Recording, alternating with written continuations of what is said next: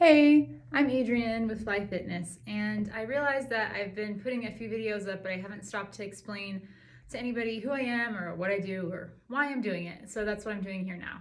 So my name is Adrienne Harvitz, and I have been a fitness, yoga, health, and PE teacher to children, adults, at-risk youth. I've been a teacher trainer in wellness policy for early childhood educators around the state of New Mexico. And it's been over a decade now that I've been doing that kind of work. And recently I sort of tried to move on from that to find more stable income, as probably a lot of you freelancers and wellness people can relate to. And then I had an invitation to teach some classes to a big network of people on tribal lands around the country through the Santa Fe Indian School. And I realized I don't want to just have these touch and go experiences with students or with people. I'd like to build a body of work where I can share the things that I've learned over the years, and that if people resonate with me and I teach a class here or there, they can come find a place to practice with me or learn more. So that's why I am creating this. Fly Fitness is a brand and a concept that I came up with several years ago, and in the midst of graduate school and finishing my master's in education, I felt like I don't have time for this.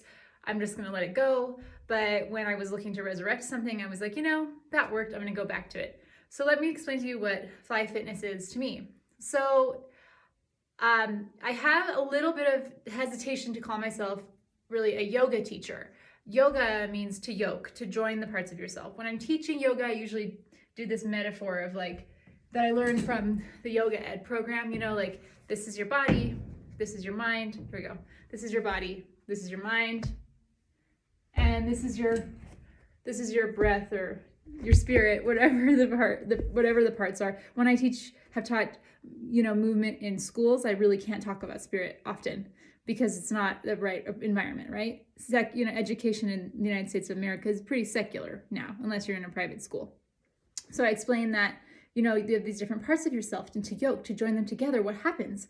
You bring them into alignment. They're together. What happens when you get a phone call and somebody says, "Oh, grandma's sick, she's gonna die," and then you're the part of you that's spiritual or emotional is like, "Ah," over there. And then someone says, "You got to turn that assignment in, you're late." Oh my God, your heart is racing. Now the physical part of you and your breath is just going, "Ah," right? And then here you are, and somehow your body is just, you got that racing heart, the breath is going out of control, right? And then you can learn activities like feel your feet on the ground, notice 5 things that you see or hear. Orient into the body, take 2 deep breaths in and out. As long as you can in, as long as you can out, right? Your breath is online. Turn your attention to your thoughts. Think of something you're grateful for. That kind of thing. And that is what the practice of yoga, to yoke, to join the parts of yourself, can do for you. However, I am not an East Indian person. I am of Jewish and Irish descent. I have, a mixed heritage. I've studied a lot of lineages of mindfulness, yoga, and other things. And I'm also the survivor of some pretty bad car accidents that gave me some head injuries. So my studies then started to include what can you do to increase the connectivity of the brain if you have part of the brain that doesn't particularly work perfectly. So what I teach now is really about, yes, integrating your mind and your body and your breath.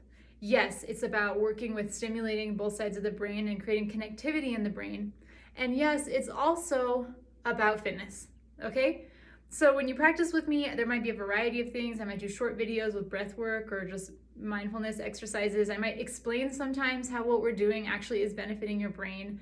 And I might also just do stuff that's just for fitness, okay? So really the deal is that if you can practice movement and self-care routines that help you create a state in which you are balanced, you're gonna have a much better ability to respond to your life, okay? So basically, if you were to look at a nerve, like the nervous system, you guys understand what your nervous system is, right?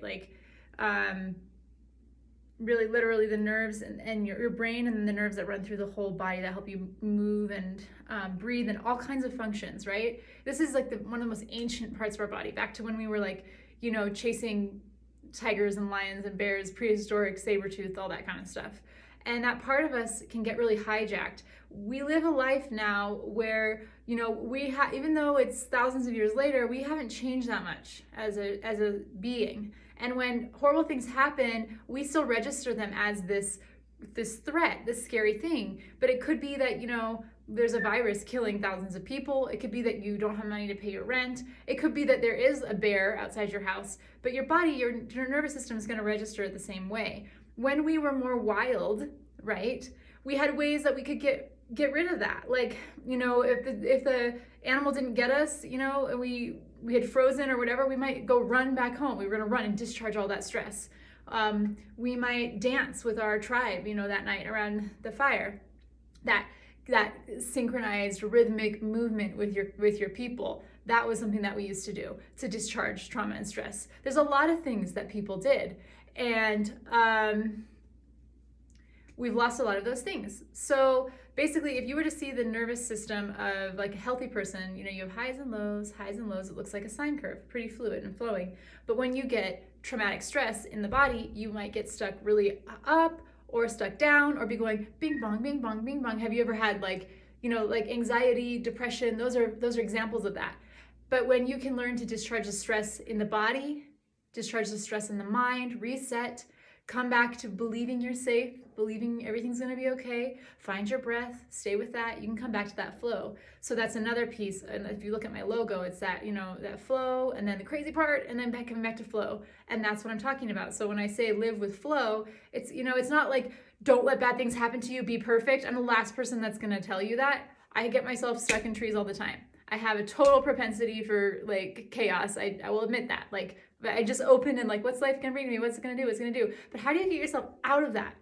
I'm not saying don't be open to life, be perfect, eat only vegetables and never have fun. I'm not saying that.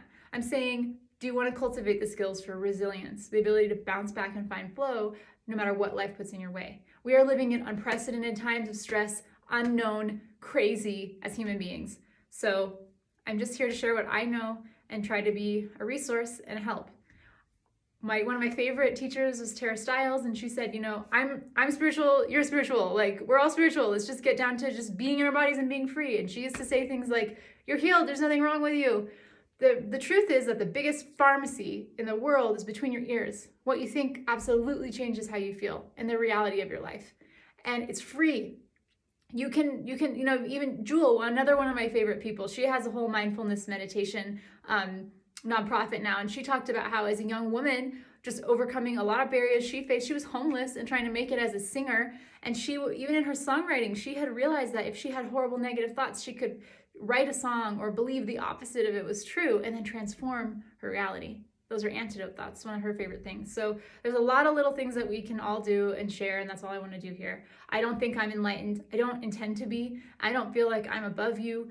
I am a mom, I'm a teacher, I'm a freelancer, I'm hoping to be more stable someday, but until then, I'm just trying to feel good and feel at ease with what life is throwing to me one day at a time, just like you.